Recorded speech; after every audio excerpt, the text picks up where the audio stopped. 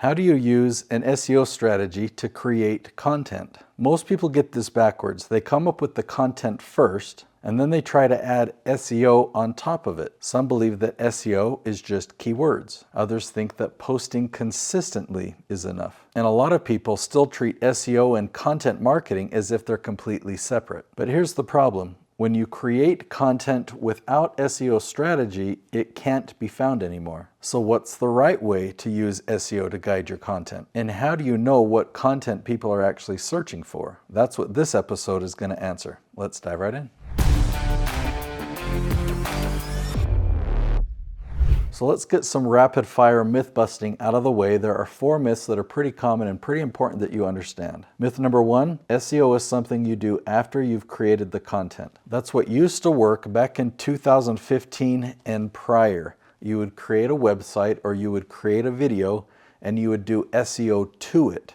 Right? You would stuff in keywords, you do link building to point at it, but that died a long time ago, even though people think it still works today. Myth number 2, SEO is only about keywords. Keywords actually aren't that important anymore, at least the way that we used to think about them. So by keywords, you would find a 2-word phrase or a 3-word phrase that you wanted to rank for at the top of Google. Then when YouTube came along, you could put keywords in your tag field and that would make your video rank for that. But that hasn't worked for about 10 years. If you follow the right strategy, it's actually a lot easier to get your content ranking at the top of YouTube, but it's not dependent upon keyword stuffing. Myth number 3, as long as I post consistently, I don't need SEO. Well, this is either very right or very wrong, okay? Because there are 2 different paths to success on YouTube. So let's define what these 2 objectives are. If your goal is ad revenue from YouTube, you want a lot of subscribers, you want to generate a lot of views so you can make a lot of ad revenue from YouTube. If that is the goal that you have, then you should not focus on search engine optimization. You don't want search traffic. But if your goal on the other hand is you want to leverage YouTube for lead generation into your business, then SEO or search is the best approach you can take. For this approach, you don't want a video to go viral. That can actually hurt your channel and make it generate less leads. But if you focus on search, you can pull in your dream clients and you can curate the perfect audience for your channel and for your content of people who want to hire you. Myth number 4, SEO and content marketing are 2 separate things. Let's just say that in the past they were 2 separate things, but now content is at the core of SEO. Google used to be a website search engine, but now it's a content search engine. So in order to rank at the top of Google, or in order to rank at the top of YouTube, because you can't do anything other than content there, and in order to rank at the top of ChatGPT, you must create content that people are searching for. So when my clients come to me to create their YouTube channels, we're not just creating random topics or talking about things that they're excited to talk about. And we're not trying to create content that we think will go viral or covers trending topics. 100% of the content that we create for them is content that will be found through search. But it's not just generic search, it's actually search that we can track very specifically. So we hone in through our research and we find a really specific question that we know is that person's dream client. They just don't know who that coach is yet. So when they're in the middle of searching, we make it so a video appears to them that answers their question, builds a relationship, and creates a warm lead for that business. So instead of creating content that you want to create that's about you, it's like, well, I've got these 10 principles that I teach, so I want to make 10 different videos teaching all the... It's not about that. What does your audience want you to create? And in your mind, you might be battling thinking, well, don't they want to learn how to get results? Don't they want to learn these 10 steps? Well, you won't know that until you do this question research. They probably don't know that there's 10 steps. But what they do know is what they're struggling with. They know the obstacle that's in front of them, or they know the goal that they have. So when they go to ChatGPT or YouTube and they're typing in something, they're typing in their problem or trying to figure out the solution and how to achieve their goal. So you might find 30 different questions, and when you match it up to your 10 topics, 5 of them might really relate to this topic, another 5 might relate to this one, and several of your topics might not even be covered because they're not asking about it. So what should you do? Should you mix and match? And I'm here to tell you, well, if you want to get results, focus 100% on the questions that your audience is asking. Now, if you want to create a course that takes them through the 10 steps, that's something that they can buy later Once you build a relationship of trust with them and they come to you saying, hey, I need you to help me get to a result, well, then you can put them in a program and help them go through all 10 steps. So how do you know what topics people are searching for? Would you like me to show you an example?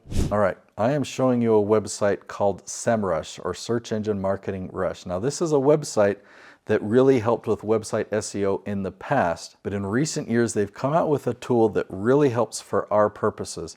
It's called the Keyword Magic Tool. This whole suite of tools here, this is the one that I'm going to show you, and this is the one that I use. So if we come over here, I'm going to demonstrate with increase productivity. I'm going to hit search, and I'm actually going to modify this because I also want to use the word improve. So I'm actually going to delete the word increase, just have it be productivity, and then watch this. I'll come down here to include keywords, type in any keywords there, or click on that. So I'll put in increase and improve. So I'll hit apply. So now it's looking for anything that has increase or improve productivity. Now I want to filter out anything that's not a question. So there we go. It's really simple. And you'll notice that there is massive search volume. If you were to make videos on any of these topics that have big search volume like this, you're not going to compete. So don't even try. I'm going to show you how you can dominate every single question on this if you trust me. So I'm going to scroll back up. I'm going to click on Advanced Filters. Let me turn on the word count to 8. So let's see if that's enough. Okay, we still got too big here. So let's go up to 10. All right, so that narrows it down enough. And I'm going to scroll down here and look at the 20s.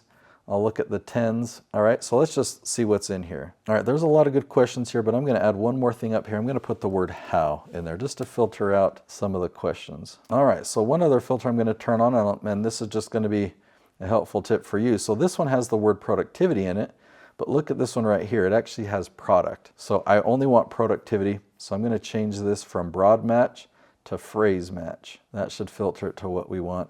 And now there's not as many, so I'm going to ease off my word count filter. Let's go to 9 and let's see how that goes. Yeah, this is a good list. Let's see what's here. All right, look at these ones. How civil engineers can use BIM in improving productivity, or how ERP systems, ERP, whatever that is, how can they improve productivity in manufacturing firms? Or I'll click one more here, how to increase your productivity while working from home. So I just honed in on ones that are really specific because think about how valuable that is. Now, each of these questions only has 10 searches per month, but this is gold. And think about when you find a small amount of gold, if you've ever seen videos that go digging or whatever, panning for gold, they find a small amount. Think about how excited they are.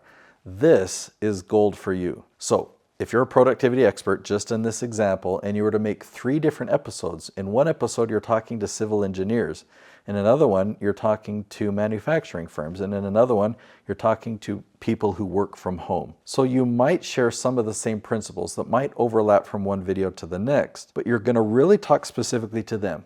So think about the experience that they have. I know what it's like to work from home, so I'll pretend that I'm that person. If I go to Google, YouTube, or ChatGPT, I'm working from home and I'm trying to improve or increase my productivity.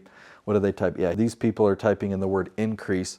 So I'm typing that into ChatGPT or YouTube, and I'm trying to find information on how to increase my productivity. Imagine if a video popped up and it had that exact title, how to increase your productivity while working from home. I'd be excited because it's like, oh wow, somebody created a video just for me. So of course I would click on that video. I'd watch that video all the way to the end. So YouTube would see that and think, wow, this video really met the search.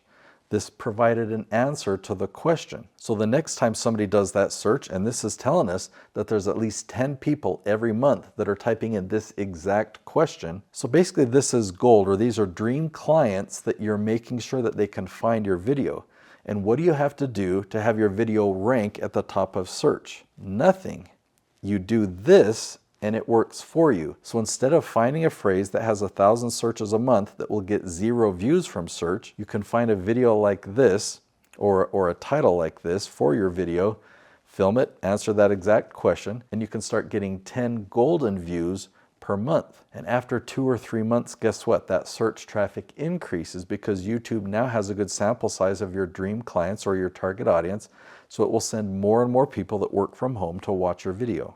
So think of it like this staircase. I know you want to get to the top, right? You want to rank for those phrases that have a high search volume, but when you climb a staircase, what stair do you start with? It's smart to start with the first step and then go to the second and the third. So with that analogy, start with the tens, because you can get traction and ranking and start generating leads the fastest with the tens, and then move on to the 20s, the 30s, the hundreds, the 500s, and so forth. So now you should be able to answer this question. Should I create content for broad keywords or specific questions? I would stop making videos on broad topics for good and only focus on specific questions. Hopefully you know the answer to this question. What's the difference between keyword strategy and keyword stuffing? You'll notice that what I recommended that you do had nothing to do with keyword stuffing. We find the question, that question becomes the title of our video, and we film a video answering that question. If you put that video to YouTube, YouTube will do the rest. You'll show up on Google, you'll show up on ChatGPT.